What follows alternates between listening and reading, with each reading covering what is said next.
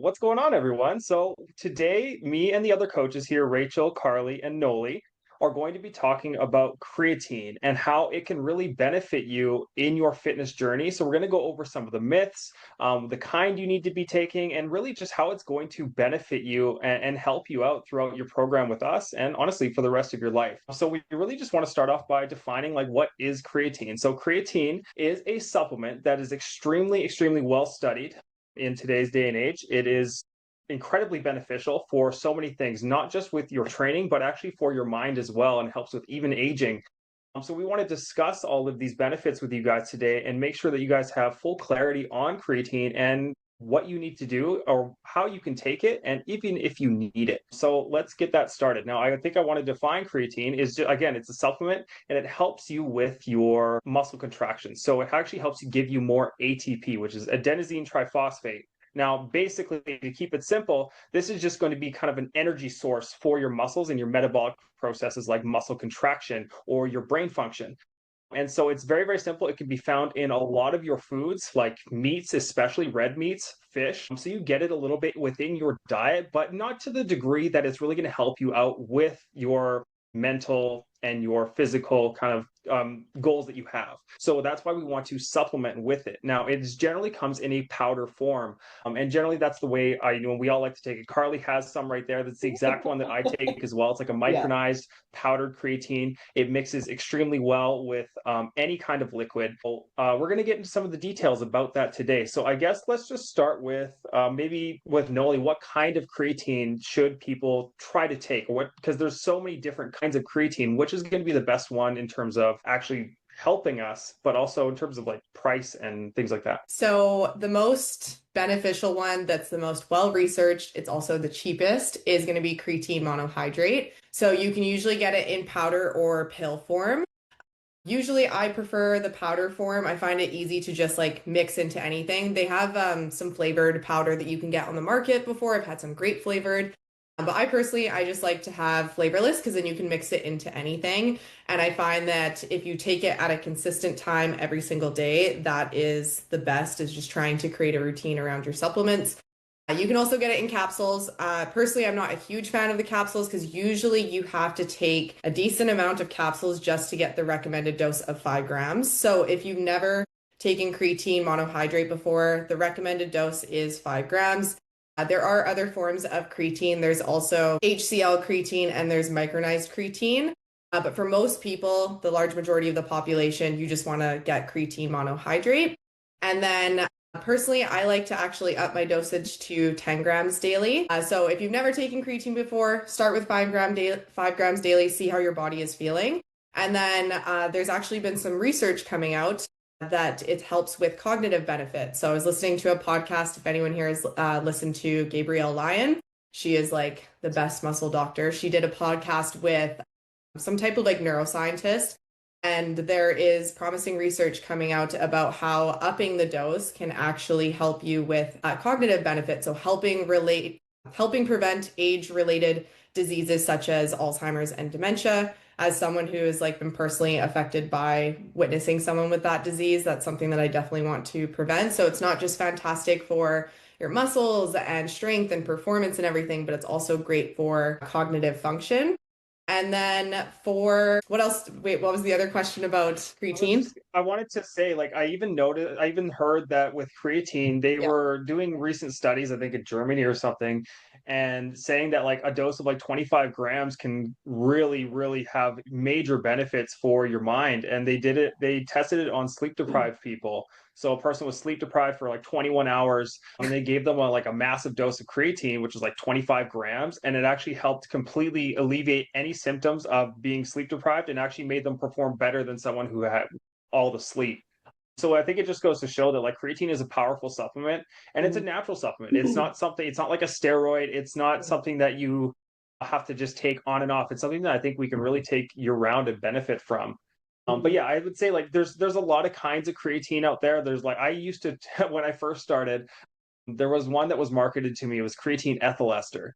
and it was supposed to be for building lean muscle, and I'm like, lean muscle, hell yeah, that's me. So I took it over monohydrate, and I'm telling you, it was the worst thing ever. It was like the most bitter supplement I've ever had. I wanted to puke every time I took it, but I kept taking it because I'm like, yeah, lean muscle. Only come to find out that it was a complete no, it was nonsense. I should have just been taking monohydrate. And monohydrate's nice because it's flavorless. It doesn't taste like anything. I literally mix a dry scoop into my mouth and I drink water and it's down. Creatine is one of the most well researched supplements out there, and honestly, I found tremendous value in taking it, and a lot of our clients have as well.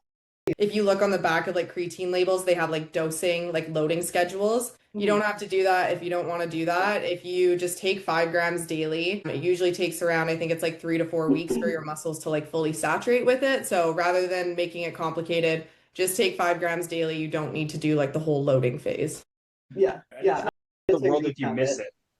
Yeah. And it's not the end of the world if you miss a day with your creatine. At the end of the day, just like, yeah, try to be consistent with it and take it at a time that is going to be like a ritual for you. For obviously, like ideally, I think based on the research, is like taking it post workout because your muscles are more ready, more easily able to absorb it.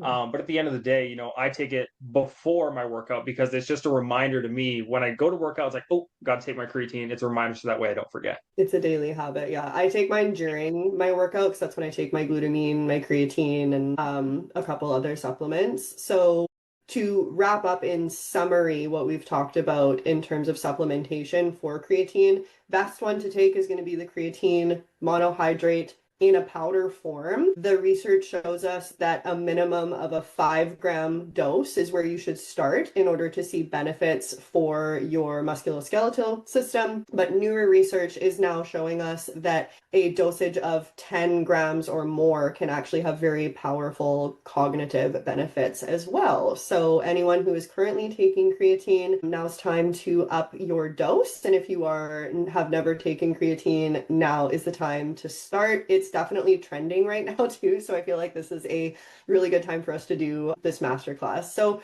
why don't we talk about some creatine myth? Let's do some myth busting here. I would say the biggest myth being is that creatine is for only bodybuilders. So creatine, like we've gone over a lot of these benefits so far. Yes, creatine helps to increase strength, muscle, helps to improve your overall recovery. Yes, it's going to benefit bodybuilders as well, but all of those same benefits can be turned around and applied to the average person who's just looking to have an increase in their performance and overall recovery as well. This is not a steroid, like Zach said. It's a very, very well researched supplement, like decades and decades of research backing it, and then new research continuing to come out on its benefits for just the average person, whether that is someone who is elderly, whether they are male, female, any like even age from like young teens to women postpartum. Creatine has a place in everyone's health and fitness supplement stack, hands down. So Another big one that I always hear is water weight. So people are like, oh my God, if I take creatine, I'm going to gain weight and the scale is going to go up. And that is people's number one freak out at times, especially if you're in a weight loss journey, you're trying to decrease that, you're trying to decrease body fat. So you're like, oh my God, this is going to fill me out and this is going to put scale on the weight. This is not the case. This is going to be water weight if you do have any. So like we already described at the start, it's going to put water into your muscles, give you that little energy boost in your muscles. But that is all it is. It does not mean you are gaining weight. It does not mean your body fat is going up. If that is a little change on the scale, which rarely does happen, it probably just means that you actually need to drink a little bit more water too. If you're just having enough water, if you're getting that daily intake, you're getting close to that 3-liter mark, this will not happen. So that is a bit of a myth and it's never happened to me. I actually don't think it's happened to any of my clients. So just drink enough water and you will be absolutely fine. And just going back to it being natural, this isn't some steroid that we're suddenly after just exploring and there's not scientists behind like building this in a lab. Like this is completely natural. Your body does make this naturally. And like Zach said, you get this from your meat, you get this from fish, red meat in particular. So if you are vegan or vegetarian as well, this is a super important one for you to supplement because you're of course not getting it as much from that meat. But also at the same time, you would have to be eating a lot of meat to get the same dosage that you get in that tiny little powder. About 1 kilo of red meat would be the same as maybe 5 grams of your creatine scoop. And that's going to cost you a lot of money, and it's going to be a lot of calories as well. It's not an easy thing to eat daily. So it's just a hell of a lot easier just to pop that powder into your water, into your oats, whatever way you eat it, whatever way is easy for you to remember. Yeah. And you don't have to take it just on training days. I think we need to be taking it every day. You can take it every day, year round. You don't need to cycle on and off of it. It doesn't have to be just on training days. I think you'll probably get the most benefit and get that like full saturation within your body taking it daily. And so, for me, I've been taking 10 grams a day for a couple of years now. And it's been great. I mean, I don't notice any major changes, but I also haven't not taken it now. So I might be a little bit weaker, but at the end of the day, creatine is really just it does help out, and it's been proven to help whether you feel it or not. So it's just a great supplement. I don't recommend many supplements, if any, to most people unless it's absolutely needed or really truly fills a gap in their nutrition. But with creatine, it's kind of like one of those ones where it's like I recommend it to everybody. Now, if you find that you kind of get digestive issues, maybe if it kind of upsets your tummy in any sort of way, you could try like a little bit of a cleaner version, like HCl is called, or you can try just splitting up the dose throughout the day. Maybe instead of like 5 grams all at once, you can take 2.5 in the morning, 2.5 in the evening, whatever works best for you. But honestly, I haven't met a single person who it's really disagreed with to this point. Yeah. And like what you're saying too about the dose and the consistency with it, the research continues to show us that your consistency with it is more important than the timing of it during the day. Like when you have it, there's technically an optimal time, but if you're not taking it consistently, then you're not going to see the benefits. So just take it at whatever time of the day is the most convenient for you, and then you'll see those benefits. You've been taking it for a long time, Zach. I've taken some breaks from creatine in the past, just while I was pregnant and then while I was breastfeeding my son. Just now, newer research has come out that tells us that creatine is actually completely safe during breastfeeding, but I did take a break from it. So I actually did have that kind of like re-exposure to it recently. And just like such a good reminder that like within a week of taking it, suddenly like so much definition came back to my muscles. They were more firm. Like I looked more toned. I was stronger. Like it was just like no supplement gives you the like reaction in your body that creatine does. Like it was very cool to see that change in my physique and in my performance just from reintroducing that 5 grams daily back in the spring, and then I've been taking it consistently since then. So all of us as coaches take it, and we've all seen the benefits, and so have our clients. Do like going back to kind of what Rachel was saying about the body weight changes, it's important to remember that like it could happen to you where the scale does increase, but it's also important to remember, like Rachel said, scale weight is different from body fat gain. And what ends up happening when you do take creatine is your muscles are more full. It's drawing water into your muscles, which is water weight, but that's different from like inflammatory water weight that's just sitting under the surface of your skin, making you lose definition, just looking puffy. When your muscles are full of water, that is when you look toned. That is when you look your best. So the scale might increase for like even a couple of weeks. I did notice that when I reintroduced it, the scale went up like 2 to 3 pounds for about 2 to 3 weeks. And then as my body got accustomed to it, the scale came back down, but I kept that fullness in my muscles, that overall strength. So you also just need to be prepared to just kind of like go through that little bit of a process. Some people find their digestion can be disrupted by it. But again, like we said, if you want to take the cleaner version, like an HCl, that's fine. Splitting up the dosage, even if you're taking 5 grams already and you want to increase the dose, you might want to split up the dose there just to help your body get accustomed to it. But just like anything, your digestion will come through. The other thing that I wanted to talk about was like the creatine gummies and how it's being marketed right now, because creatine is definitely trending. So we're seeing a lot of companies lean into like pink marketing where they're marketing it to women, like, oh, take these tone gummies that are just creatine gummies with like dandelion root, like a laxative or like, sorry, a diuretic in them at the same time. If you want to take those, sure. However, the research on creatine is done in a powdered form. So we don't know if the same benefits apply when taken in like a gummy form. And it's also way more expensive, harder to get the actual dosage that you're looking for. So you are just better off always taking creatine in the simplest powder form so that you can control the dosage, you can have a better bang for your buck with it and get all of the benefits. Yeah, I just see those creatine gummies and I'm like, Yeah, you There's been a probably have lot to of take like 8 of those gummies to get 5 and they're grams. like $50. Yeah, and you probably get like 50 of them, so you're done in like 9 days. You're like, oh. Yeah. well, I also wanted there's to a just lot of those. quickly, sorry, I was just I was going to gonna say go there's a through a lot of quick myth products like about that. kidney, or sorry, creatine Oh, being bad for your kidneys because yeah. there is no evidence. They've done lots of like trials and everything and research behind that because that is like a big one that a lot of people are concerned about. There's a lot of myths around that, but creatine is not bad for your kidneys. If anything, I have seen in some clients of mine that are more muscular because some creatine will be converted to creatinine in your body. So sometimes when they get blood tests, it increases their creatinine levels. So that can have an influence on just having that higher storage in your body, but it doesn't mean that it's bad for your kidneys. If anything, sometimes those clients, they end up kind of backing down on their dose a little bit, or when you are getting blood work, you can test for other markers of proper kidney function. Because I've had clients who have had like higher creatinine levels and they get those other markers tested and then their kidney functions are absolutely fine. So I just wanted to bring that up because sometimes clients are a little bit hesitant about that, but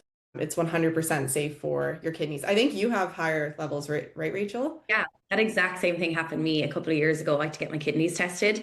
Yeah. And I was told at the time to not have creatine by the doctor. And I was like, okay. And like I listened to it for a little bit, but then when I did my own research, I was like, that's not true. And I still have the same levels of creatinine from that year to this year, and I'm still taking my same dosage. I did one without creatine to just check again. I have the same levels. So my levels are still relatively high, just a bit more naturally high in my body, but it doesn't affect my kidneys. My kidneys are absolutely fine. I've gone through all the testing because I did have that little freak out, but no, Yeah. it was misinformation there. And I I just wanted to touch on what Carly said about as well about the definition. Like that is a lot of our goals here. Like we come to this program, we want to lean out, we want to gain muscle. Creatine is going to be your best friend. It is actually giving you that energy so you can see that definition. You can actually push more volume in the gym. You have a bit more energy to push in the gym, you're going to have more results. So it just kind of domino effects into so many different areas. Like if you're someone who wants to lean out, if you want to gain muscle, you want to improve your gym performance, you want to look after your brain health, your brain function, this is the holy grail for it. Yeah, and Absolutely. again, it's not like a to the level of like a steroid or anything like that, right? It's not going to do magical wonders for you and just completely change your entire life, and all of a sudden get you all these massive, massive results. A supplement to just supplement a little bit extra to give you a little bit of extra, and that'll give you extra oomph. And over time, yeah, that will help you create more change, but it's not going to be a drastic amount. It's just something to help make things a little bit better. So don't lean onto creatine like this is going to solve all my problems. It won't. That is going to come down to consistency with your routine, with your nutrition, especially. But Yeah. if you want that little extra go in the gym, if you want that little extra advantage, I think creatine is amazing, and I would recommend it to most people. And again, you just have to try it for yourself and see how you feel and see how it works for you. And if you have any, concerns about that, then obviously that's a conversation with your coach and your doctor.